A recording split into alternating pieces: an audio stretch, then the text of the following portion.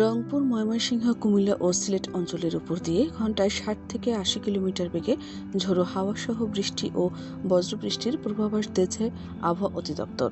এ অবস্থায় সংশ্লিষ্ট এলাকার নদীবন্দরগুলোকে ২ নম্বর নৌ হুঁশিয়ারি সংকেত দেখাতে নির্দেশ দেওয়া হয়েছে।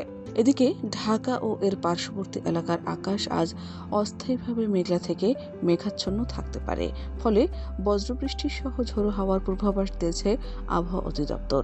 এছাড়া বঙ্গোপসাগরে সৃষ্ট লঘুচাপের প্রভাবে দেশের ৬ বিভাগে দমকা হাওয়া ও বিদ্যুৎ চমকানো সহ বৃষ্টি অথবা বজ্রসহ বৃষ্টি হতে পারে। ২৫ মার্চ আবহাওয়া অধিদপ্তরের পূর্বাভাস থেকে এ তথ্য জানা গেছে।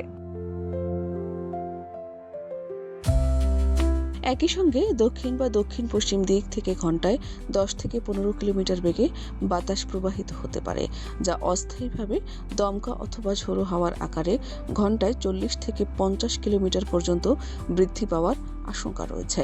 ঢাকার আজকের সর্বনিম্ন তাপমাত্রা রেকর্ড করা হয়েছে ২৩.৮ ডিগ্রি সেলসিয়াস এবং বাতাসের আর্দ্রতা ছিল ৯০%। দিনের তাপমাত্রা সামান্য বৃদ্ধি পেয়ে ১ থেকে ২ ডিগ্রি সেলসিয়াস পর্যন্ত বাড়তে পারে।